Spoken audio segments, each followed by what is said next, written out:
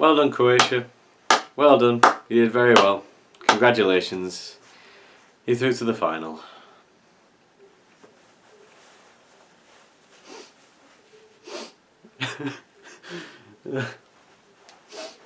Right, enough of that. Let's move on to the film.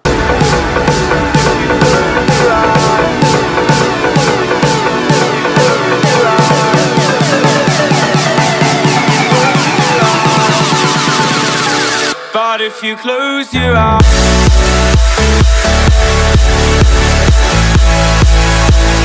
Patton. So Patton is a biopic about one of the greatest army generals serving for America in World War II, called George S. Patton, portrayed by George C. Scott. And I have to say, George C. Scott was absolutely superb in this movie. I could fully believe that Patton was this insane, that Patton was this crazy, delusional, and just in the end, a very patriotic man. I mean, it comes very clear in the movie, and George C. Scott just portrays him superbly. Guys, this is actually a really good movie. It's very moving, it's very thrilling, and it's quite educational at the same time as well, to be fair. I mean, when it comes to all the controversial moments in Patton's life, particularly in World War II, it's very interesting to see how it all played out in World War II and for Patton, the character. And George C. Scott, like I've already said, is just absolutely superb at doing that, you know, in all brilliant moments, whether he shoots the horse on the bridge or whether he slaps the kid on the face, you know, it's very moving, it's very powerful and very effective for this movie. But that's the thing as well, not only has this movie got a superb character that just comes out into life, but it's also very beautifully made in terms of visionary stuff as well. Like the battle in Africa when Patton is facing Rommel's tank division, I mean, that is just awesome. It's a cool battle, very well played out, and it's very clever as well because you get to see the tactics, you get to see not just the performance of George C. Scott as Patton, but you also get to see how Patton worked in World War II, not just his character, but also as an army general. You know, how did he think he would win the war by doing certain things? And it's particularly the feud between Patton and Montgomery as well that I think is very interesting. I did like that as well. Oh god, even though Montgomery has one of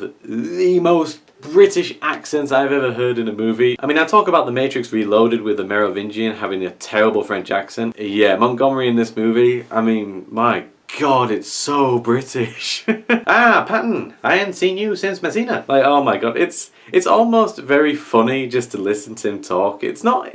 I wouldn't even go as far to say it's a bad thing in this movie because it actually does make you laugh. It's more entertaining. I can't say it's a bad thing, but it's just funny. Along with that as well, the music in this movie is also very effective. I know I keep talking about the music a lot in the films that I mainly talk about, but you can't deny, I mean, music is a massive play in films. I mean, it has very heroic music and very inspirational music, so it does its job well in the movie, I can't deny. And like Where Eagles Dare as well, there isn't a lot of negatives that I really took away from this movie that I can talk about a lot, other than the fact that maybe, just maybe, it's 15 minutes too long in my opinion. I mean, that's the thing, it's a 2 hour and 45 minute movie, and I think it could have been dubbed down by about 15 minutes, because there are a lot of moments where it's just loads of Americans walking to places and loads of inspirational marching and Patton looking over the horizon at stuff. There are a few moments like that in this movie, and it could have been dubbed down by about 15 minutes, and I don't think it would have changed a great deal. And there is one thing that does kind of annoy me in this movie. I mean, obviously Patton is, you know, going through his career in World War II. I mean, that's kind of the highlight of his career, especially as an army general. But the thing is, in terms of historical reference, I mean, they kind of just forgot that Patton was involved in World War I as well. They just kind of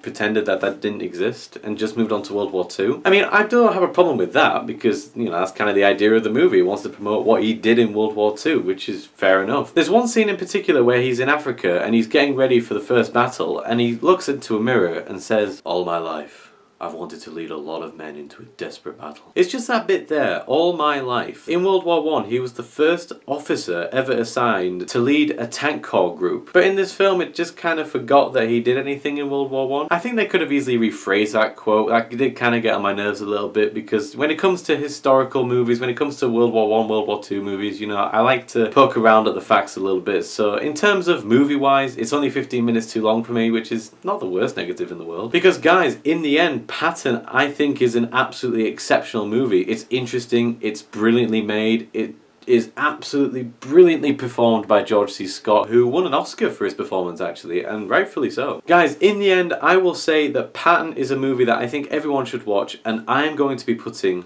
on the top shelf.